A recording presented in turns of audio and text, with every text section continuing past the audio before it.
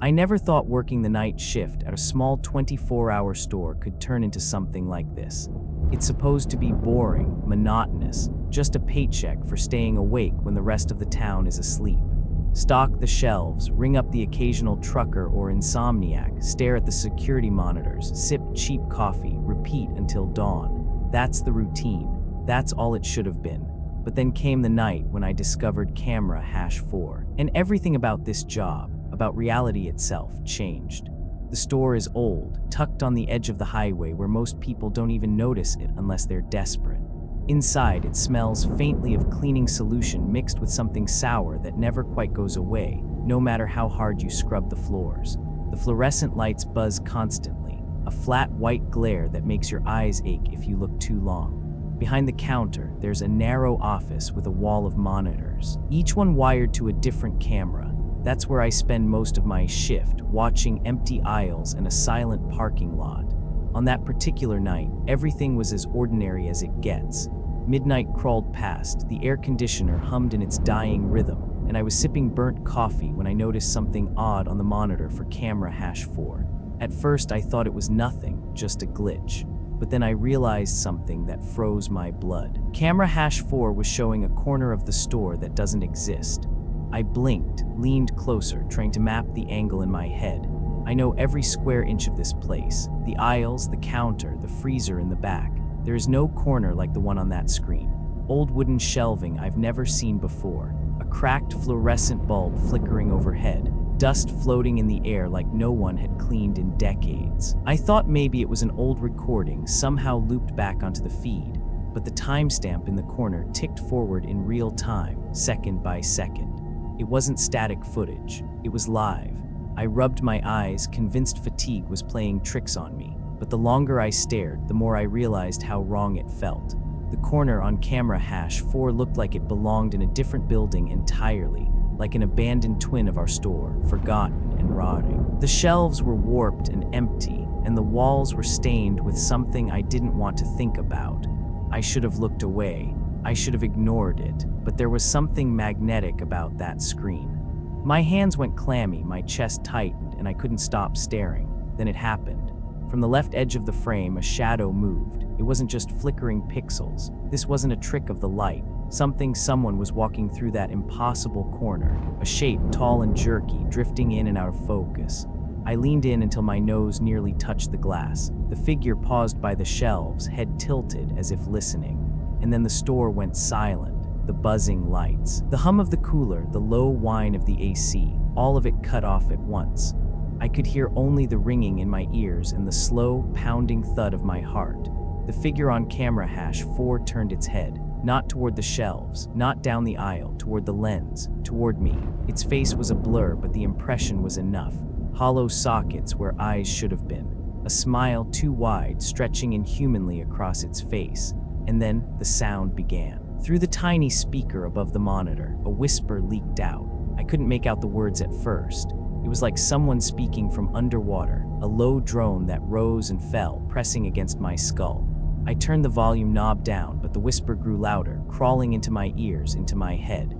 My throat tightened, my legs locked in place. I couldn't breathe, I couldn't move. The thing on the screen raised its hand and tapped 3 times against the shelf. Knock, knock, knock. And though the office was empty, I swear to God I heard those knocks echo from inside the store, clear and solid just a few feet away. That's when I knew. Camera #4 wasn't broken. It wasn't a glitch. It was watching something real, something that doesn't belong here. A place that shouldn't exist, showing me things I was never meant to see.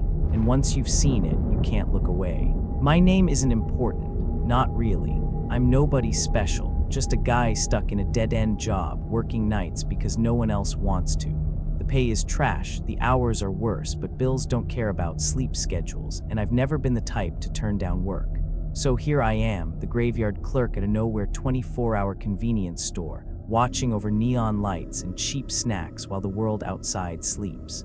When you work nights long enough, you start to notice things. The way time stretches like rubber bands, the way the shadows in the aisles shift when there's no one to cast them, the way silence can feel heavier than noise. People always assume the night shift is lonely, but the truth is sometimes it feels too crowded. like you're not as alone as you should be, like someone's always just out of sight. My manager is an old man who barely shows up anymore. He just leaves me the keys, the password to the register, and a list of chores I'm supposed to do. Mop the floor, restock the candy aisle, check the expiration dates on the milk. He doesn't ask questions, and I don't give him answers. Maybe that's why this place feels so wrong, because there's no one keeping order, no one making sure everything's the way it should be. It's just me, the cameras, and whatever else chooses to wander in after midnight. I'd love to tell you I noticed the strangeness right away, that I was smart enough to put the pieces together before it was too late, but the truth, I brushed it off. That first night when camera hash 4 showed me the corner that doesn't exist, I chalked it up to exhaustion, to fried circuits, to anything but what it really was. I wanted to believe the lie because the alternative meant admitting I was staring into something impossible. But denial doesn't last forever. A week into the job, I started hearing whispers in the aisles. Not through the monitors this time, not static or feedback.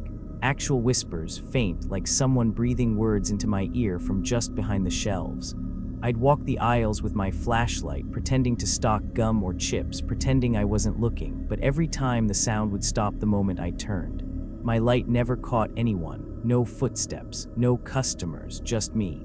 That was the first time I thought about quitting. But quitting isn't easy when you don't have options. Rent's due, car payments don't stop, and the only thing worse than working the night shift in this cursed little store is being unemployed.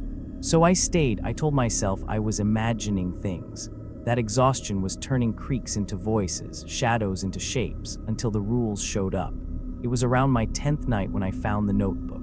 It wasn't in the manager's drawer or tucked under the counter. It was just there, sitting on the desk in the security office when I came in. A battered black journal with yellowed pages filled with frantic handwriting. On the cover, scratched deep into the leather, were the words, "Rules to Survive." I remember my hands shaking as I flipped through it. Each page was worse than the last. Rule 1, never let camera hash 4 go dark. Rule 2, if you hear knocking, don't answer it. Rule 3, if you see someone who looks like you, look away immediately. Rule 4, if the lights flicker 3 times, do not move. Rule 5, never under any circumstances leave the office after 3:30 a.m. The list went on. Page after page, growing more paranoid, more desperate. Some rules were half-finished, words smudged as if written in a shaking hand. Others ended with ink blotches that looked eerily like dried blood. I should have thrown it away, should have laughed and tossed it in the trash, but I didn't. Because deep down I already knew. The whispers, the impossible corner, the shadow that tapped 3 times. The notebook wasn't a prank, it was a warning, and the worst part. Some of the rules matched things I had already experienced. That night, I sat in the chair staring at the monitors, the notebook open in my lap, and for the first time I realized this job wasn't just about selling chips and cigarettes. It was about surviving. Because camera hash 4 wasn't just watching the store, it was watching me. By the 3rd week, I had memorized every creak, every flicker, every smell in that store. The way the humming cooler in the back stuttered at 2:15 sharp, the way the front door chimed a half-second late when someone walked in, the way the fluorescent bulbs buzzed loudest right above aisle 3 like they were straining against something pressing down from above. You'd think knowing all that would make me comfortable, like I'd settled into the routine. But it was the opposite. The more familiar I became with the place, the more I realized how wrong it felt.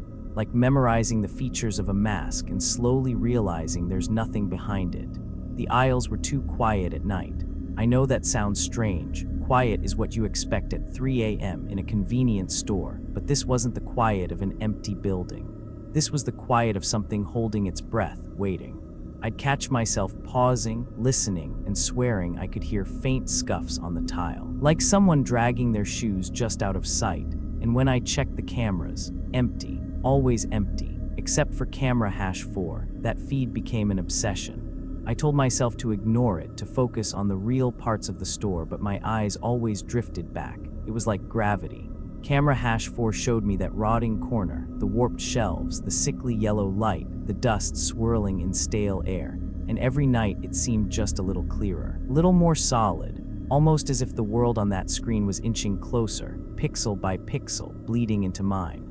I started keeping track of the times when the camera acted strangest. 3:10 a.m., the shelves in the feed would suddenly fill with objects, rusted cans, boxes with labels I couldn't read, only to vanish 30 seconds later. 3:27 a.m., the light above the corner would blow out, plunging everything into darkness, and when it flickered back, the shadow would be there, standing motionless, head cocked, as if waiting for me to acknowledge it. And at 3:33 a.m., exactly the tapping. 3 sharp knocks against the shelf, every single night, and it wasn't just the sound through the monitor anymore. By then the knocks echoed in the real store too. I'd be standing behind the counter, miles away from the back room, and I'd hear it, knock, knock, knock, always from aisle 4, always when the camera showed the shadow. I tried ignoring it, but once you've heard that sound, you can't unhear it. It gets under your skin. You start anticipating it, dreading it, counting down to when it will come again. The rest of the cameras didn't help. Camera hash 1 showed the parking lot, empty except for the occasional moth smacking itself against the lens. Camera hash 2 pointed at the front counter, always making me uneasy when it caught my own reflection in the plexiglass. Camera hash 3 covered the freezer aisle, humming with blue light, ordinary, predictable, safe. But camera hash 4, it was like staring into a tumor growing inside the building. Something foreign, something malignant. I kept thinking about that notebook. Never let camera hash 4 go dark. That line was etched into my brain, and I started to wonder what happens if it does. If that screen goes black, does the corner vanish? Or does it spill over into here, swallowing up the aisles, the counter, me? There was one night when the monitor flickered hard, the feed almost cutting out. My heart stopped. I lunged forward, slapping the side of the machine, praying it would hold. For a split second, the screen went black. I swear I felt the air in the store shift, like pressure dropping before a storm. My ears popped. The lights flickered overhead. And just as suddenly, the feed snapped back, the corner there again, darker than usual, the shadow pressed right up against the lens, its face inches away. That was the first time I thought it might not just be watching me. It might be waiting for me. I tried telling myself I was paranoid, sleep-deprived, going crazy. But when I closed my eyes, I dreamed of the corner. I dreamed of walking through the aisles only to find them rotted, collapsed, filled with dust and bones. I dreamed of hearing the knocks, not from the shelves, but from inside my own skull. Knock, knock, knock, and I'd wake up with my hand tapping the bed frame in the same rhythm, as if I'd been doing it all night. The store wasn't just a workplace anymore. It was a trap, and I had walked straight into it, and camera hash 4 was the bait. The first real break in my denial came on a Thursday night, around 2:45 a.m. The store was dead quiet. No customers, no cars on the highway, nothing but the low hum of the cooler. I was half asleep in the security office, eyes glazed over when camera hash 4 flickered again. At first, it was the usual dust, warped shelves, that unnatural corner. But then something moved fast. A streak of black cutting across the frame, like a shadow slipping between aisles. I jolted upright, my heart hammering. I scanned the other monitors, thinking maybe someone had broken in, but all of them showed empty aisles. Only camera hash 4 had the movement. I leaned closer, squinting, trying to catch it again. And I did. The shadow darted across, pausing at the edge of the shelf. This time, it wasn't just a blur. It had shape, limbs, a head, too tall, too thin. It didn't move like a person. It glided. I grabbed my flashlight and, against every instinct, stepped out of the office. My footsteps echoed in the silent aisles.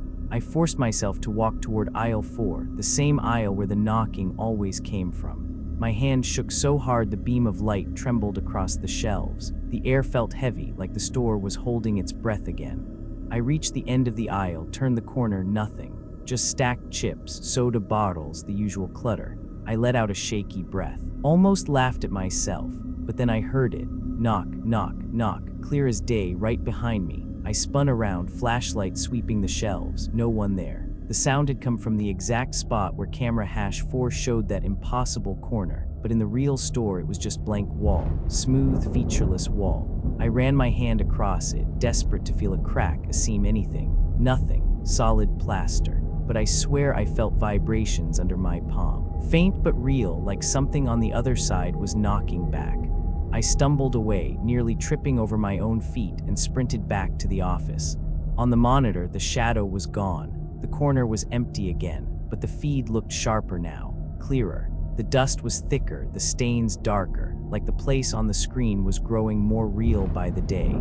That's when I stopped telling myself it was just exhaustion. That was the moment I knew there was something in this store that didn't belong here. Something using camera #4 as a window, and whatever it was, it wanted me to notice it. The whispers started the next night. Not in the aisles this time, not even in my head. They came from the monitor itself. I was staring at the feed when the static shifted, bent into words. A chorus of voices, layered on top of each other, some high, some low, all speaking in unison. "We see you." I tore the headphones off, but the words kept pouring through the tiny speaker, crawling into the room like smoke. My hands shook as I yanked the power cord, killing the monitor, and for a second I felt relief. Silence, darkness, then came the sound. Knock, knock, knock. Not from the shelves this time, from the office door. My blood turned to ice. I didn't move, didn't breathe. The rules from the notebook flashed in my mind. If you hear knocking, don't answer it. I sat there frozen, every muscle locked, staring at the door. The knocks came again, slower this time, deliberate. The handle rattled, metal scraping against metal, but the door never opened. After what felt like an eternity, the noise stopped. I plugged the monitor back in with trembling hands. The feed blinked to life, the corner once again staring back at me. Empty, silent, but I couldn't shake the feeling that the knocking hadn't come from outside the office at all. It had come from inside the walls. That was the night I realized the rules weren't warnings, they were lifelines, and if I wanted to survive, I had to follow them, every single one. I didn't want to open the notebook again. After that night with the knocking on the office door, I shoved it under the counter and told myself I wouldn't touch it. But temptation works like poison. It spreads, slow and inevitable. The more I tried to ignore it, the more the words clawed at the back of my mind. Those frantic lines of handwriting, those warnings that felt less like paranoia and more like prophecy. On my next shift, I gave in. I pulled the notebook out, placed it on the desk under the glow of the monitors, and started reading from the beginning. The first few pages were almost orderly, like someone had actually tried to catalog the rules. The handwriting was neat enough, the sentences short, as if written by a man who still believed control was possible. Rule 1, never let camera #4 go dark. If it goes black, it means the door is opening. Rule 2, if you hear knocking, ignore it. Never knock back. Rule 3, do not look at your reflection in the glass after 3:00 a.m. If you see yourself moving out of sync, don't acknowledge it. Rule 4, if the lights flicker 3 times, stand completely still. They can only see you if you move. Rule 5, after 3:30 a.m., never leave the office, no matter what you hear. The more I read, the more my stomach dropped, because these weren't just random scribbles. They matched what I'd already experienced. The camera, the knocking, the flickering lights. Whoever wrote this had lived through the same things I was living through. I flipped further. The handwriting grew messier, slanted, desperate. The ink blotted like the writer's hands had been shaking. Rule 6, if you see someone who looks like you, look away immediately. Do not speak to them. Do not let them speak to you. Rule 7, if the phone rings after 3:00 a.m., do not answer. It's not connected to anything in this world. Rule 8, if you wake up inside the store but don't remember falling asleep, leave immediately. It means they moved you. The pages reeked of sweat and fear. I imagined some poor bastard hunched over this same desk years ago, scribbling these notes with shaking hands, praying anyone would find them. Then I turned to the last page. The handwriting was barely legible, like it had been scrawled in a blind panic. Letters crooked. Ink smeared. Rule 9, if camera #4 shows you smiling but you're not, run. That one hit me like ice water. My breath caught my chest tight. I slammed the book shut, my hands trembling. The monitors buzzed above me, and of course my eyes went straight to camera #4. The corner looked the same as always, dust, rotting shelves, sickly yellow light, empty. But for the first time I realized what it meant. These rules weren't just guidelines, they weren't warnings to be careful. They were the only thing keeping the boundary intact, and the person who wrote them, I didn't think they made it out. I shoved the notebook back under the counter and sat there in the dark office, my ears straining for the faintest knock. My own reflection stared at me in the black gloss of the monitors, pale and exhausted. For the first time since I started this job, I wished desperately that I wasn't alone. But deep down, I knew I wasn't, because camera #4 was never empty for long. I told myself the rules were just words, old scribbles from some paranoid ex-employee who probably went insane staring at these monitors for too long. But that illusion shattered the following night. It was 3:12 a.m. I remember the time exactly because I had just checked my watch when the cooler in the back gave its usual dying groan. I was half asleep, scrolling through my phone, trying not to think about the notebook still hidden under the counter. Then the monitors flickered once, twice, and camera hash 4 sharpened like a lens being refocused. At first it was the usual corner, dust, warped shelves, yellow light flickering overhead, but then something slid across the floor. A shadow not cast by anything I could see, stretching long and thin like spilled ink. I froze, staring at the screen. The shadow writhed, coiling up the shelves like smoke before slipping back out of frame. I told myself it was a glitch. Just bad wiring, pixels bleeding. But then came the sound. Knock, knock, knock. Not through the monitor this time, from the actual store. Clear, sharp, and far too close. I stood up so fast my chair toppled. My flashlight beam wavered across the aisles as I stepped out of the office. My breath fogged in the air, inside the store in the middle of summer. I knew the sound had come from aisle 4. My hands trembled as I lifted the light, sweeping it over the shelves of chips and soda. That's when I saw it, for a split second, just long enough to sear into my brain. A tall, gaunt silhouette at the far end of the aisle, too tall, shoulders scraping the flickering fluorescent tube above. Its head tilted unnaturally far to one side as if it was studying me. The beam of my flashlight caught it for only a heartbeat and then gone, like it had never been there at all. But the air was still heavy, pressing against my chest, suffocating. I felt watched, worse than watched. I felt recognized. I stumbled backward, nearly dropping the flashlight. My instincts screamed at me to run, but my legs carried me back into the office instead, slamming the door shut and locking it even though I knew a lock meant nothing against whatever that thing was. On the monitors, the aisles looked empty. Every camera showed nothing but stale fluorescent light and still shelves, except camera hash 4. The shadow was standing there in the impossible corner, exactly as I had seen it in the aisle. Only this time, it didn't vanish. It stayed, still as a photograph. Staring, I couldn't breathe. My eyes burned from not blinking. And then the static rose again, warping into words. You saw us. I snapped, ripping the power cord from the wall. The monitors went black, the hum of electricity cut off. For a moment, the office was plunged into silence. My chest heaved, heart pounding in my throat. And then knock, knock, knock, from the wall directly behind me. I staggered forward, slamming myself against the opposite corner of the room, staring at that wall like it might burst open. The sound didn't come again. Just once 3 knocks, as if to remind me I had broken the unspoken contract. I had seen it, it had seen me, and there was no undoing that. When I finally plugged the monitor back in, my hands were shaking so hard I nearly dropped the cord. The screen blinked to life, snow for half a second before the corner came back into focus. Empty again. The shadow was gone. But something had changed. The shelves in the feed were closer now, angled differently like the camera had shifted forward. I hadn't touched it, hadn't moved anything. Yet somehow the perspective had crept closer, as if the world on the other side was leaning in, trying to cross over. That was the night I stopped thinking of them as rules. They weren't rules, they were conditions, boundaries, and I had just watched one of them bend. I couldn't shake the image of that thing in the aisle. Every time I closed my eyes, I saw its head tilted, its shoulders scraping the light, its body too long and too thin to be human. I told myself maybe it was my mind playing tricks on me, but I knew better. The rules were real, the shadow was real, and now so was the danger. The next night I came in early. I don't know why, maybe because I thought daylight would make the store feel safer. Like the sun could chase away whatever festered inside those walls. It didn't. The moment I stepped into the office, the hum of the monitors returned like a pulse in my skull, and camera hash 4 glowed faintly, waiting. That's when I noticed something tucked between the filing cabinet and the wall. A thin leather-bound book, coated in dust so thick it looked like no one had touched it in years. My hands shook as I pulled it free. It wasn't the rules notebook. I still kept that hidden under the counter. This was something else.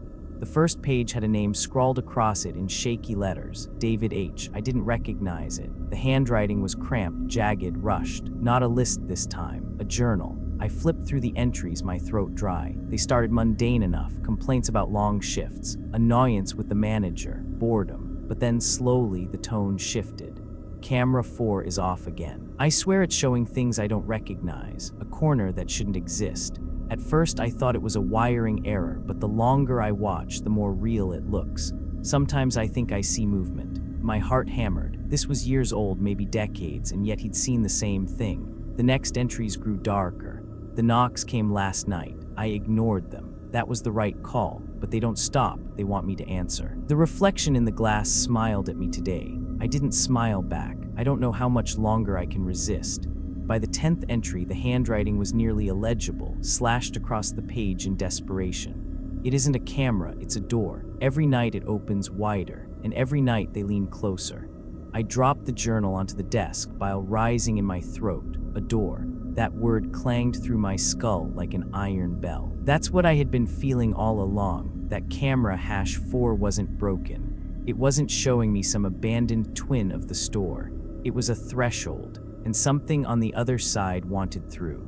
The last entry chilled me to the bone. If you're reading this, it means I failed. They don't let you quit. Not really. You'll think you can leave, but they'll follow. They'll take your face, your voice, your life. The rules aren't suggestions. They're chains. Break one and the door swings wider.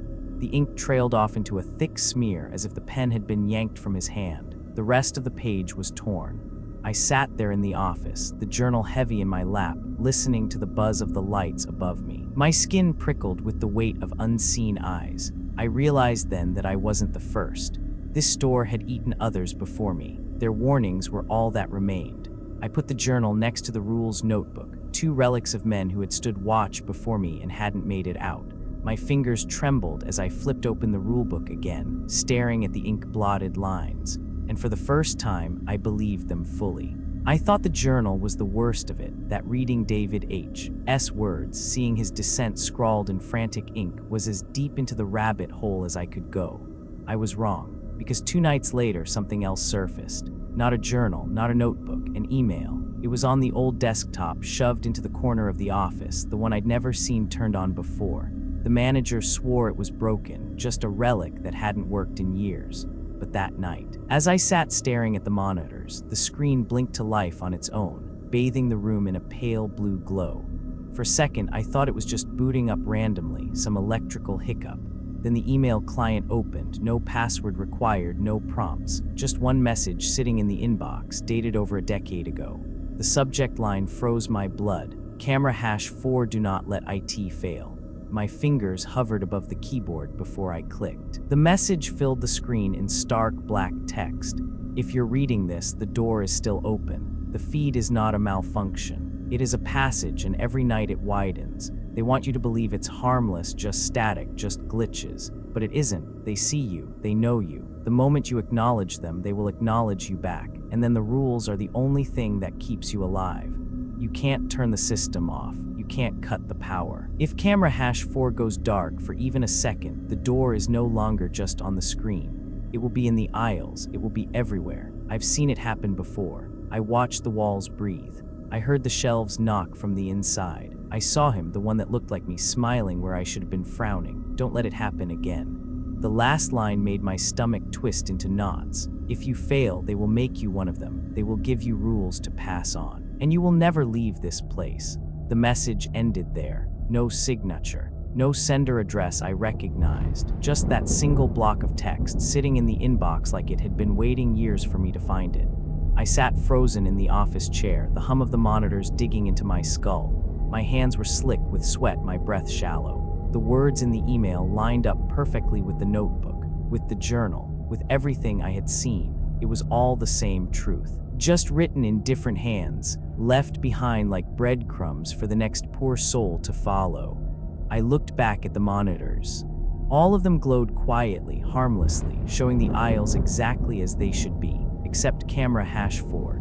The feed looked sharper than ever. The shelves in that impossible corner weren't just rotting wood anymore. They looked almost identical to the shelves in the real store. Same spacing, same height. The only difference was the stains, dark and spreading across the walls like veins. And then, as if to punctuate the warning, the tapping started again.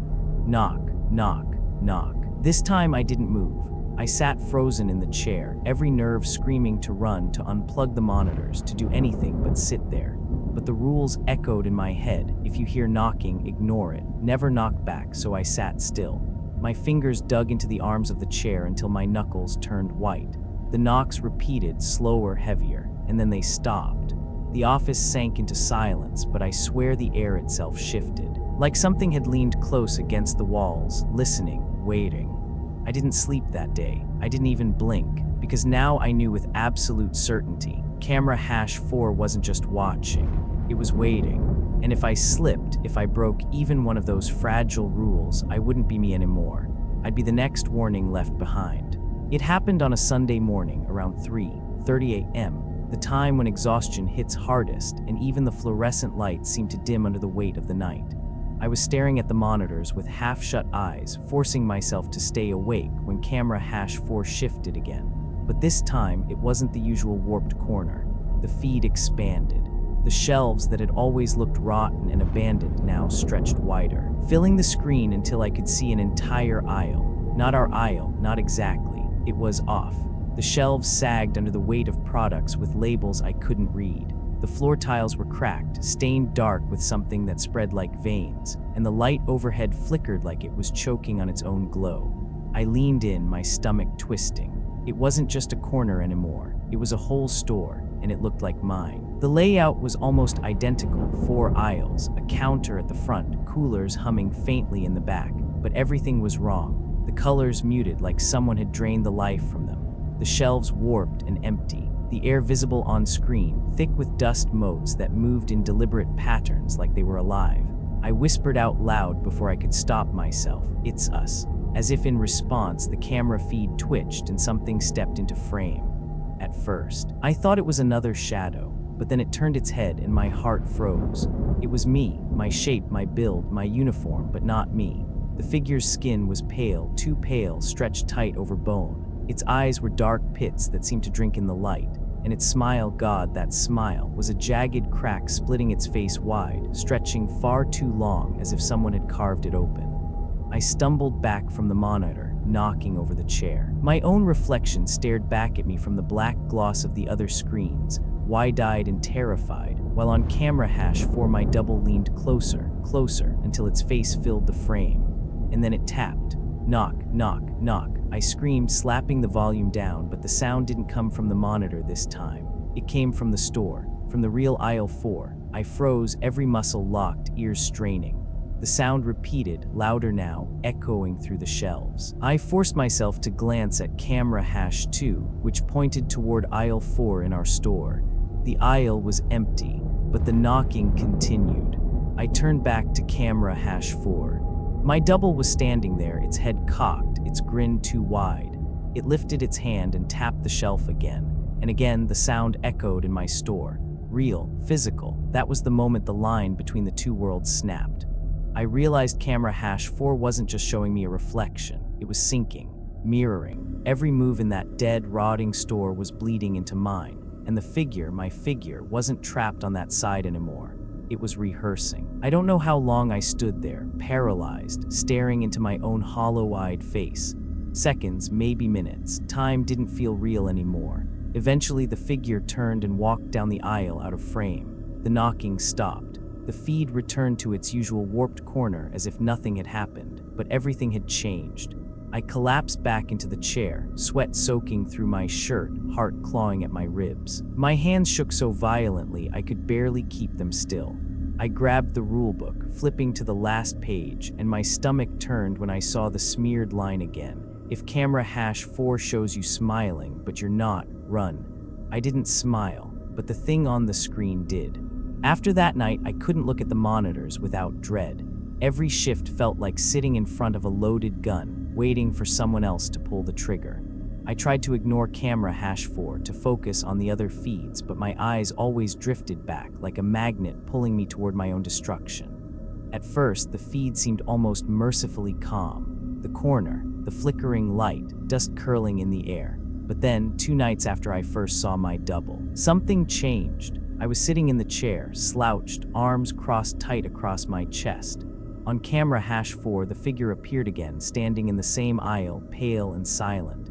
For a long moment, it just stood there, then slowly it crossed its arms. I felt my blood run cold. I uncrossed mine instantly, trying to shake off the paranoia. On the screen, the figure hesitated, then lowered its arms too. "No," I whispered, backing away. I lifted my hand to my face, rubbing my temple. On camera #4, the figure did the same. The same motion, the same timing, not a second's delay. It was copying me. I don't know how long the mimicry went on. Minutes stretched into hours as I tested it, small gestures at first, shifting in the chair, tilting my head, scratching the back of my neck. Every move I made, it made, perfectly mirrored, until it didn't.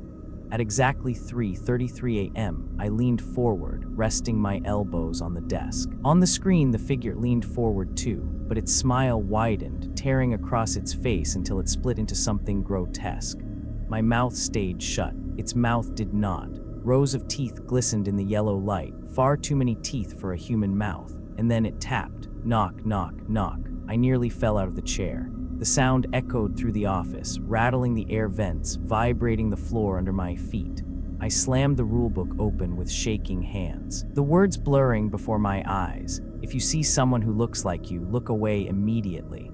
I couldn't. The figure was no longer just copying me, it was anticipating me. When I shifted, it moved first. When I blinked, it blinked late, deliberately out of sync, as if to prove it wasn't just a reflection. It was something else, something that understood me well enough to play with me. The worst moment came when I stood up. My knees knocked against the desk as I staggered back, desperate to put distance between myself and that screen. On camera #2, I saw myself standing in the office, exactly where I was, trembling. But on camera #4, my double wasn't in the aisle anymore. It was in an office, same desk, same monitors. The shelves behind it looked wrong, warped and dripping with stains, but the layout was unmistakable. It was sitting where I sat, staring at me through the feed as if I was the one on the screen. And then it leaned close to the camera. Its face filled the frame, teeth stretching into a cavernous grin, eyes hollow voids that seemed to pull me in. "Switch," it whispered through the static. I ripped the power cord from the wall, the monitors going dark in an instant. The silence that followed was worse than the whispers. The office was so still I could hear my own heartbeat pounding like thunder. For a long time I didn't move, didn't breathe, just waited in the dark, praying that when I plugged the monitors back in, the feed would return to normal. But deep down I knew, the line had already blurred. It wasn't just mirroring me anymore, it wanted to replace me. I thought pulling the plug would save me. For one night, sitting in that office with the monitors black and silent, I almost convinced myself it had worked.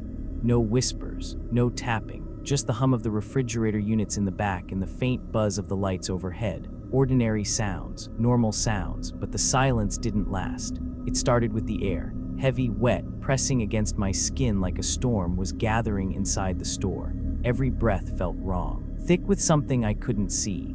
When I looked up at the ceiling tiles, I swore I saw them shift, bowing down as if something above was pushing, pressing, trying to break through. Then came the sound, not knocking this time, breathing. At first I thought it was my own, ragged and shallow, but it wasn't in sync with me. It came from the aisles, slow, deliberate inhales, followed by wet, rattling exhales. The shelves creaked as if they were bending under invisible weight. The air vent above my head trembled, dust raining down in tiny streams. I staggered out of the office, flashlight clutched tight in my hand. The beam cut through the aisles, catching on bags of chips, soda bottles, candy wrappers, and then on something else. The wall at the far end of aisle 4 was moving, not shaking, moving, expanding and contracting, slow and steady, like a chest drawing breath. The plaster bubbled, the paint blistering as if a lung was pressing against it from the other side. I gagged while burning the back of my throat. "Jesus Christ," I whispered. The wall exhaled, the lights flickered, and then faint but undeniable came the knocking. Knock, knock, knock. This time it wasn't from inside the wall, it was from all around me, every aisle, every shelf. Knock after knock, overlapping, echoing, until it sounded like the whole building was drumming its fingers in unison. My flashlight trembled as I spun in circles, heart slamming in my chest, and then the power surged back. The monitors in the office clicked on by themselves, glowing in the distance. I stumbled back toward the desk, every instinct screaming not to look but knowing I would anyway. Camera hash 1, the parking lot, empty under buzzing lamps. Camera hash 2, the counter, the plexiglass reflecting my pale, terrified face. Camera hash 3, the freezer aisle, humming, cold. Camera hash 4, I nearly screamed. It wasn't just the corner anymore. It wasn't even just the other store. The feed showed this store, my store, the same aisles. The same counter, but wrong. The shelves sagged with products that shouldn't exist, their labels crawling with letters that twisted when I tried to read them. The floor was cracked, black liquid seeping between the tiles, and in the middle of it all, standing exactly where I was me, not the mimic from before, not a pale shadow. This version looked perfect. Same uniform, same tired eyes, same trembling hands clutching a flashlight for a split second. I thought it was the reflection from camera hash 2. But then it smiled. Wide, too wide. I backed away, the chair screeching across the tile. On screen, my double backed away too, but not in the same direction. Its movements weren't mirrored anymore. They were independent, and then it lifted its hand. Knock, knock, knock. The sound exploded through the office. The desk shook. The monitors rattled. My teeth buzzed in my skull. I clapped my hands over my ears, but it didn't matter. The knocking was inside me, vibrating in my bones. I collapsed to the floor, gasping, vision swimming. When I forced my eyes open, the feed on camera hash 4 had changed again. The other me wasn't smiling anymore. It was standing at the office door, my office door, hand pressed flat against the wood from the inside. I turned my head, throat dry, and stared at the real office door. My skin crawled. A shadow leaked across the bottom edge, slow and seeping, like oil spreading under a crack. That was when I realized I wasn't looking into another world anymore. It was looking into mine. The rules were all I had left. They were scratched into my brain like commandments. Don't answer the knocks. Don't look at reflections after 3. Don't let camera hash 4 go dark. I repeated them like prayers every night, clinging to them the way a drowning man clings to driftwood. But that night, the 12th night after finding the journal, I almost broke one. It started at 3:01 a.m. The store was dead silent. The kind of silence so deep it felt like the world itself was holding its breath. Then the phone rang. I froze. We didn't even have an active landline. The cord was cut, the phone just a dead relic mounted to the wall. Yet there it was, shrill and insistent, echoing through the aisles. I covered my ears, whispering the rule: if the phone rings after 3:00 a.m., do not answer. But the ringing didn't stop. It grew louder, sharper, until it felt like needles digging into my skull. Against every instinct, I stepped out of the office. My feet carried me down aisle 2, past shelves that rattled as if something inside them was shaking to be let out. The phone sat on the wall near the counter, its plastic body trembling, receiver vibrating off the hook. I reached for it, my fingers brushing the cold plastic, when I remembered the journal. The phone is not connected to this world. I yanked my hand back just as the ringing cut off. The silence that followed was worse, thick and suffocating. Then, faint but unmistakable, came a voice from the dead receiver. "We're waiting for you." I stumbled backward, heart pounding. The lights flickered overhead, 3 times in perfect rhythm. I froze, muscles locked, remembering the rule: if the lights flicker 3 times, stand completely still. They can only see you if you move. For 30 endless seconds I stood there, every nerve screaming to run. Shadows shifted at the edges of the aisles, stretching, twitching, forming limbs that dissolved when the light steadied. My breath burned in my lungs, but I didn't move. When the buzzing stopped, the shadows slithered back into the cracks of the shelves. I bolted for the office. On the monitors, camera hash 1 showed the empty lot. Camera hash 2 reflected my panicked face. Camera hash 3 buzzed over the freezer aisle, and camera hash 4, it showed the office, again. But this time the door was open. I spun around. The real office door was shut, locked tight, but on the feed it gaped wide, shadows pooling across the floor like spilled ink. And standing in the doorway was my double. Its grin stretched ear to ear, eyes hollow pits that glowed faintly with static. It stepped forward. My scream caught in my throat as I staggered back. On the monitor, it crossed the office, hand brushing the desk, fingers tapping 3 times on the wood. Knock, knock, knock. The sound rattled through the room, shaking the monitors, vibrating in my chest. I covered my ears, but it didn't stop. The thing on the screen leaned closer, closer, until its face filled the frame. And then, I swear to God, I heard the lock on the real office door click. I turned slowly, stomach twisting into ice. The handle was trembling, rattling violently as if something on the other side was forcing it down. My hands flew to the rulebook, flipping frantically, searching for something, anything that told me what to do. If you see someone who looks like you, look away immediately. Do not let them speak to you. I squeezed my eyes shut. My pulse thundered in my ears. The rattling grew louder, metal scraping against metal, until with a sharp snap the handle broke free. I heard the hinges groan, the door creaked, and then silence. I forced myself to open my eyes. The door was still shut. The handle hadn't moved. But on camera #4, my double was standing inside the office, inches from my chair, its mouth hanging open in a silent scream. I slammed the monitor off, heart racing. My hands shook so hard I could barely breathe. For a long time, I sat there in the dark, convinced that if I moved even an inch, I'd feel its cold breath on my neck. When I finally turned the monitors back on, camera #4 showed nothing but the corner again. Empty shelves, dust swirling, silence, but I knew the truth now. The rules weren't just about keeping them out, they were about keeping me in. I told myself I was still me, that I hadn't broken any rules, not really. That as long as I kept the notebook close and followed the warnings, I could survive this. But deep down, I knew something had already shifted, something inside me. The first clue was small. I came home after a shift and collapsed into bed, too drained to even take off my uniform. When I woke up, it was still dark, and my hands were tapping against the wooden bed frame. 3 sharp knocks. Knock, knock, knock. I froze, staring at my own fingers moving on their own. My chest tightened. It was the same rhythm, the same pattern that haunted the aisles every night. I clenched my fists, forcing them still, but the skin on my knuckles tingled like they wanted to keep knocking. The second clue was worse. At work the next night, I went to the restroom to splash water on my face. The mirror above the sink was cracked, a long fracture splitting it down the middle. Staring at my reflection. Same tired eyes, same pale skin, but then subtle, almost imperceptible, my reflection blinked late. A half-second delay, I stumbled back, water dripping down my chin. My heart pounded as I whispered the rule to myself. If you see yourself moving out of sync, don't acknowledge it. So I didn't. I forced myself to dry my hands and walk out, even as the reflection lingered, smiling faintly as if amused that I'd obeyed. The third clue shattered any denial I had left. Around 3:28 am, the store was empty, dead quiet. I was at the counter, head down, when the front door chimed.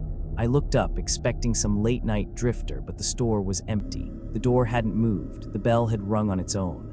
I checked camera #1, the parking lot was deserted. Camera #2, the counter me. Camera #3, the freezer aisle still humming. Camera #4, my stomach dropped. The screen showed me, walking through the front door, not pale and wrong this time.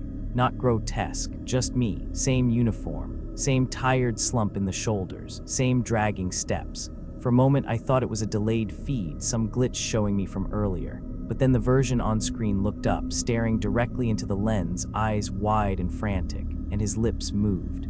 Help me. I shoved the chair back, heart slamming into my ribs. The figure on camera #4 mirrored the motion, stumbling backward as if caught. His mouth moved again, faster this time, desperate. It's not me, it's not me, it's not me. The screen flickered, static swallowed his face, and when the feed cleared, the aisle was empty again. I sat there trembling, bile rising in my throat. The rulebook burned in my hands, the words smearing in my vision. Which version was me, the one in this chair, clutching the book, or the one trapped on the other side of the camera? I pressed my hand to my chest, feeling the frantic drum of my heartbeat. Real, solid, human, but doubt gnawed at me, whispering that maybe that was exactly what they wanted me to think. Maybe I'd already crossed without realizing.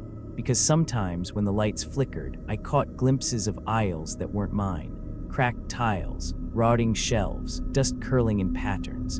And sometimes, just before dawn, I caught myself smiling in the black gloss of the monitors when I knew I wasn't smiling at all.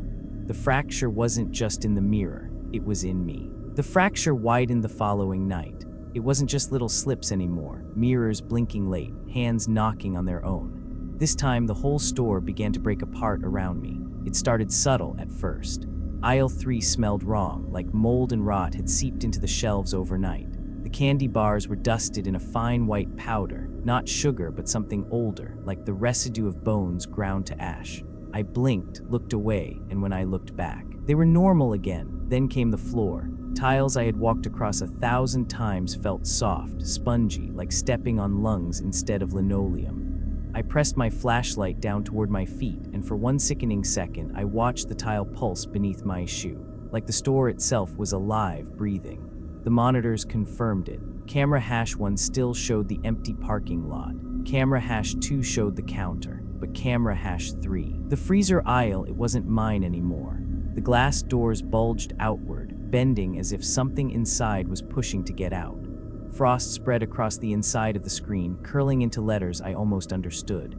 In camera hash 4, I nearly vomited. It didn't show a corner. It didn't show aisles. It showed the entire store collapsing inward like a dying lung. The shelves twisted, bending into impossible angles. The ceiling sagged. The floor cracked wide, spilling darkness that writhed like water. And standing in the middle of it all, smiling with my face, was me.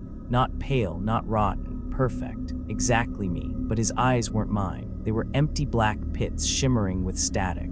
He lifted his hand and every light in the real store flickered 3 times. I froze, obeying the rule. Don't move, don't breathe. If the lights flicker 3 times, they can only see you if you move. But this time, I felt them anyway. Shapes slithered between the shelves, shadows stretching into limbs, teeth clicking in the dark.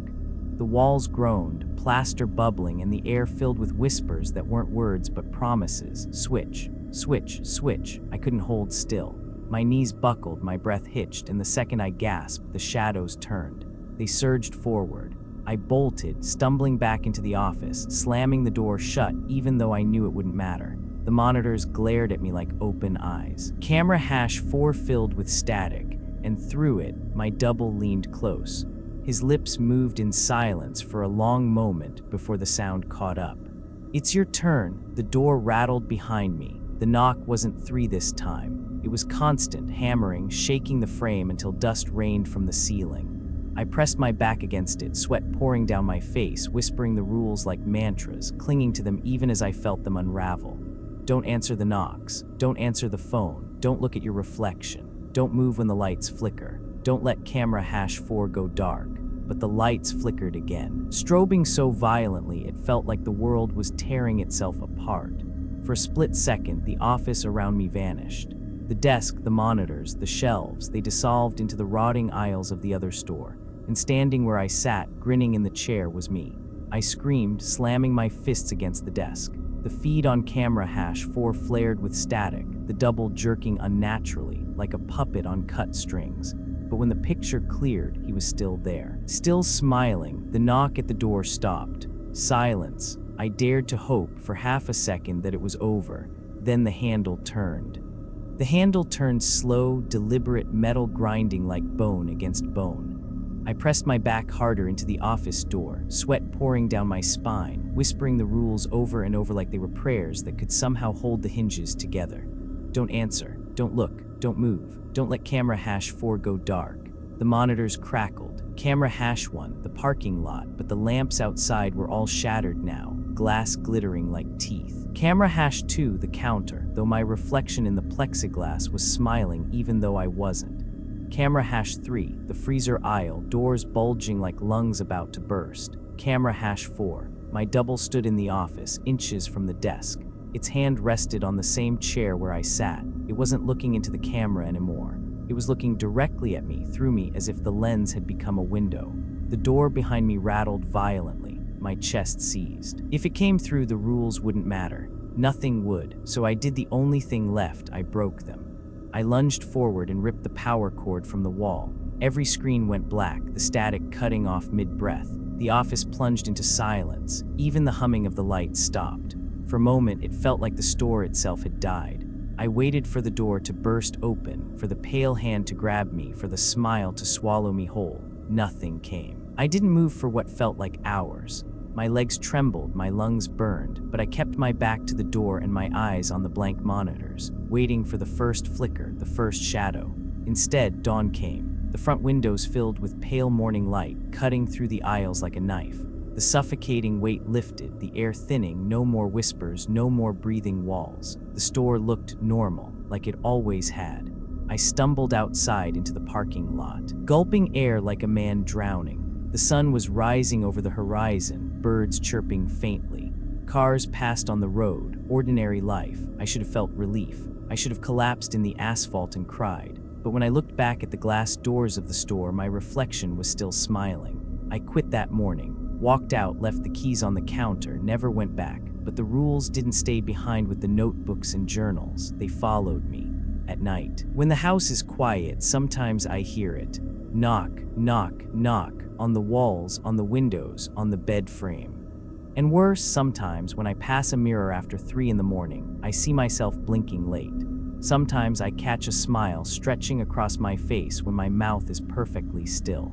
I don't know if I escaped. Maybe I only delayed it. Maybe I bought myself a few more days, weeks, years. Maybe this is how it works. The store lets you go just long enough to spread the rules, to pass them on, to make sure the door never truly closes. But deep down, I know the truth. I didn't leave the store. The store left with me.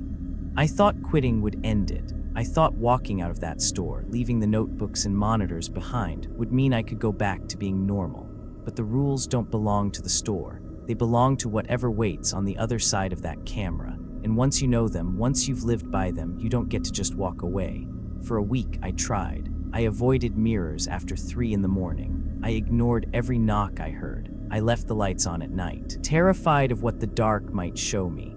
I told myself the phone ringing was in my head, that the reflection blinking late was just exhaustion. But deep down, I knew the rules had followed me home. It was on the 7th night that I found it. The notebook, not the one from the store. This was different, smaller, cleaner, bound in black leather with no dust at all. It was sitting on my kitchen table when I came home from work. I hadn't put it there. Nobody else had a key to my apartment. My stomach twisted as I reached for it, my hands trembling. The first page was blank, the second too, but on the third, words appeared, scrawled in handwriting I recognized immediately. My own. The rules never stop, they only change hands. I dropped the book like it had burned me. The pages fluttered open on the floor, landing on a new line. Rule 10. Once you leave the store, write the rules down for the next one. If you don't, they'll come for you first. I stared at the words, bile rising in my throat. Was that the point of all this? Was I just another link in the chain, another poor bastard forced to document the rules so someone else could suffer next? I tried to resist. I refused to pick up the pen, but the knocking started again, louder this time, not just on the walls, but from inside the fridge, the cabinets, the closet door, everywhere. 3 sharp taps, over and over. Knock, knock, knock. My hands shook as I grabbed a pen, opened the notebook, and started writing. At first, it was just the same rules from the store, copied word for word, but soon the words shifted, flowing out faster than I could think. New rules. Rules I didn't know until I saw them scrawling out under my hand. Rule 11, do not sleep with both eyes closed. They move faster when you dream. Rule 12, if you wake up and your room is mirrored, don't move. Wait until dawn. Rule 13, if you hear your own voice calling you from another room, don't answer. It isn't you. I wanted to stop. I wanted to throw the notebook out the window, burn it, run, but my hand wouldn't stop moving. It kept writing, page after page, rules I didn't understand, rules that felt like chains tightening around my throat. By the time the pen finally slipped from my fingers, my body was drenched in sweat. My eyes blurred as I stared at the last line scrawled across the page.